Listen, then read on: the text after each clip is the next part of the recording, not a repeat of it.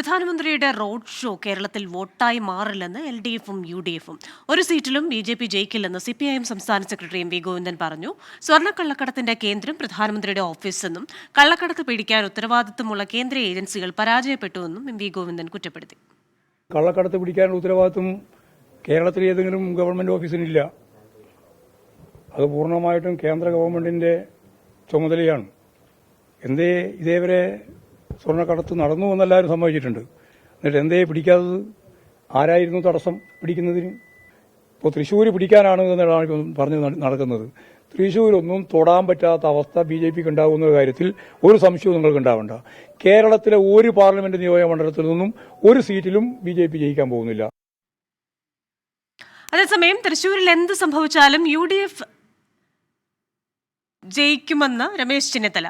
സ്വർണ്ണക്കള്ളക്കടത്ത് പ്രഭവ കേന്ദ്രം എവിടെയെന്നറിയാവുന്ന പ്രധാനമന്ത്രി എന്തുകൊണ്ട് നടപടിയെടുത്തില്ലെന്നും ചെന്നിത്തല ചോദിച്ചു. മുഖ്യമന്ത്രിയുടെ ഓഫീസാണ് സ്വർണ്ണക്കള്ളക്കടത്തിന് നേതൃത്വം കൊടുത്തത് എന്ന് മനസ്സിലാക്കിയിട്ടും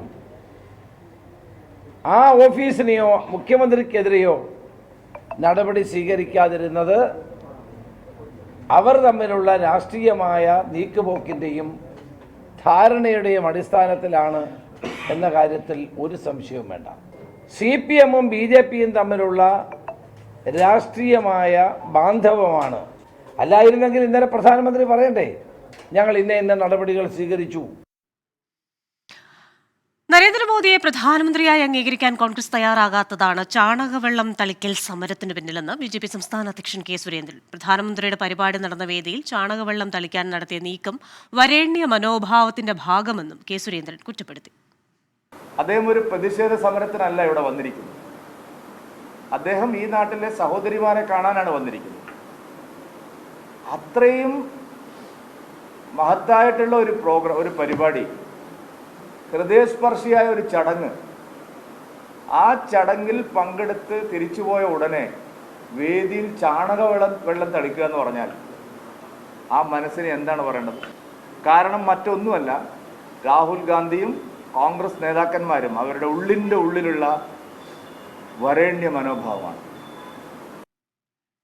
വാർത്തയുടെ വിശദാംശങ്ങളുമായി തൃശ്ശൂരിൽ നിന്ന് ചേരുന്നത് സൂരജ് സജിയാണ്.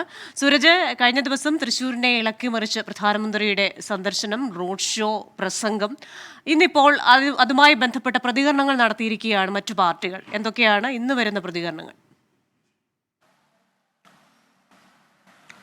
ക്രിസ്റ്റിന, ഈ പ്രധാനമന്ത്രി ഇന്നലെ പറഞ്ഞ പരാമർശമുണ്ട്. മോദിയുടെ ഗ്യാരണ്ടി എന്നു പറഞ്ഞുകൊണ്ടായിരുന്നു ഇന്നലെ പ്രധാനമന്ത്രി തൃശ്ശൂരിലെ ഈ വനിതാ സംഗമ വേദിയിൽ പ്രസംഗിച്ചു തുടങ്ങിയത്. ആ ഗ്യാരണ്ടികൾ എല്ലാം എണ്ണിപ്പറഞ്ഞു. വിവിധ സംസ്ഥാനങ്ങളിൽ നടപ്പാക്കിയ ഈ ക്ഷേമ പ്രവർത്തനങ്ങൾ എണ്ണിപ്പറഞ്ഞായിരുന്നു പ്രധാനമന്ത്രിയുടെ ഈ പ്രസംഗം നടന്നത്. അതിന് പിന്നാലെ ഇന്ന് രാവിലെ നമ്മൾ തന്നെ ഒരു പുറത്തുവിട്ട ഒരു വാർത്തയുണ്ട്. അതായത് ഈ പ്രധാനമന്ത്രിയുടെ ഗ്യാരണ്ടി, മോദിയുടെ ഗ്യാരണ്ടി എന്നത് ക്യാമ്പയിനാക്കി മാറ്റാൻ BJP ഒരു ശ്രമം നടത്തുന്നു. അത്തരം ക്യാമ്പയിനുകൾക്ക് തുടക്കം കുറിക്കുമെന്ന് നമ്മൾ രാവിലെ വാർത്ത റിപ്പോർട്ട് ചെയ്തതാണ്. ഇതിന് പിന്നാലെ ഇന്ന് BJP സംസ്ഥാന അധ്യക്ഷന്റെ വാർത്താ സമ്മേളനം ഉണ്ടായിരുന്നു. അദ്ദേഹം പറഞ്ഞത് ഈ പ്രധാനമന്ത്രിയുടെ ഗ്യാരണ്ടി പുതിയ കേരളത്തിനും എന്ന മുദ്രാവാക്യം ഉയർത്തിക്കൊണ്ട് വരുന്ന ദിവസങ്ങളിൽ, അതായത് വരുന്ന ആഴ്ചകളിൽ തന്നെ മണ്ഡലങ്ങൾ കേന്ദ്രീകരിച്ചുകൊണ്ട് വലിയ ജാഥ നടത്താനായി BJP പദ്ധതിയിടുന്നു. അതിന്റെ ഒരുക്കത്തിലേക്ക് BJP കടക്കുന്നു എന്ന് K. സുരേന്ദ്രൻ വാർത്താ സമ്മേളനത്തിൽ അറിയിക്കുകയുണ്ട്. അതോടൊപ്പം തന്നെ ഈ മോദിയുടെ ഗ്യാരണ്ടിയെ പറ്റിയുള്ള ചർച്ചകൾ അത് പ്രതിപക്ഷ ഭരണപക്ഷ പാർട്ടികളെല്ലാം തന്നെ ഏറ്റെടുക്കുന്ന കാഴ്ചയാണ് ഉണ്ടായത്. ഇന്നലെ പ്രധാനമന്ത്രി പറഞ്ഞ ഈ വികസന പ്രവർത്തനങ്ങളെ കുറിച്ചായിരുന്നു ഇന്ന് വിമർശനങ്ങൾ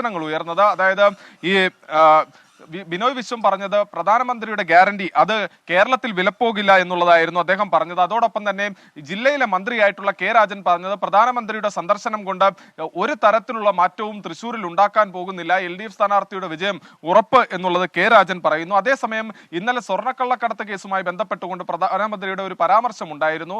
ഏത് ഓഫീസ് കേന്ദ്രീകരിച്ചുകൊണ്ടാണ് സ്വർണ്ണക്കള്ളക്കടത്ത് നടന്നത് എന്നത് വ്യക്തമാണ് എന്ന് ഇന്നലെ അദ്ദേഹം ഒരു പരാമർശം നടത്തിയിരുന്നു. ആ പരാമർശം പ്രതിപക്ഷ നേതാവ് VD സതീശനും കോൺഗ്രസ് നേതാവ് രമേശ് ചെന്നിത്തലയും എല്ലാം ഏറ്റെടുക്കുന്ന ഒരു കാഴ്ച ഇന്ന് നമ്മൾ കണ്ടു. അവർ രണ്ടുപേരും പറഞ്ഞത് ഈ സ്വർണ്ണക്കള്ളക്കടത്തിനെ കുറിച്ച് പ്രധാനമന്ത്രിയുടെ ഓഫീസിന് ധാരണ ഉണ്ടായിരുന്നെങ്കിൽ, അല്ലെങ്കിൽ അറിവുണ്ടായിരുന്നെങ്കിൽ എന്തുകൊണ്ട് നടപടി സ്വീകരിച്ചില്ല എന്നത് ഇന്ന് പ്രതിപക്ഷ നേതാവ് VD സതീശൻ ചോദിക്കുകയുണ്ടായി. അതോടൊപ്പം തന്നെ ഈ ഗ്യാരണ്ടിയെ പറ്റിയുള്ള ചർച്ചകൾ അത് ചൂടേറുകയാണ്. തൃശ്ശൂരിൽ ഒന്നും തന്നെ BJPക്ക് ചെയ്യാൻ കഴിയില്ല എന്നുള്ളതാണ് CPM സംസ്ഥാന സെക്രട്ടറി ഉൾപ്പെടെ പറഞ്ഞത്. അത്തരത്തിൽ പ്രധാനമന്ത്രി പറഞ്ഞതിനെ പറ്റിയുള്ള ചർച്ചകൾ ഒരു വശത്ത് നടക്കുകയാണ്. ഇന്ന് മറ്റൊരു സംഭവം ഉണ്ടായത് ഈ തേക്കിൻകാട് മൈതാനത്ത് പ്രധാനമന്ത്രിയുടെ സന്ദർശനവുമായി ബന്ധപ്പെട്ടുകൊണ്ട് അവിടുത്തെ ആൽമരത്തിന്റെ ശിഖരങ്ങൾ മുറിച്ചു മാറ്റിയിരുന്നു. ഇതിൽ പ്രതിഷേധിച്ചുകൊണ്ട് ഇന്ന് യൂത്ത് കോൺഗ്രസും KSUവും അവിടേക്ക്, അതായത് പ്രധാനമന്ത്രി സംസാരിച്ച വേദിയിൽ ചാണകവെള്ളം തളിക്കുന്നതിന് വേണ്ടി എത്തി. അവരെ പ്രതിരോധിക്കാൻ BJP പ്രവർത്തകർ ശ്രമിച്ചു. അങ്ങനെ ഇരുവിഭാഗവും ഏറ്റുമുട്ടുന്ന ഒരു സാഹചര്യം ഉണ്ടായിരുന്നു. ഇതിനിടയിൽ രൂക്ഷമായ ആക്രമണം അത് ഈ KSU യൂത്ത് കോൺഗ്രസ് പ്രവർത്തകർക്ക് നേരെ ഉണ്ടാകുന്ന ഒരു സാഹചര്യവും ജില്ലയിൽ ഉണ്ടായിട്ടുണ്ട്. ക്രിസ്റ്റീന.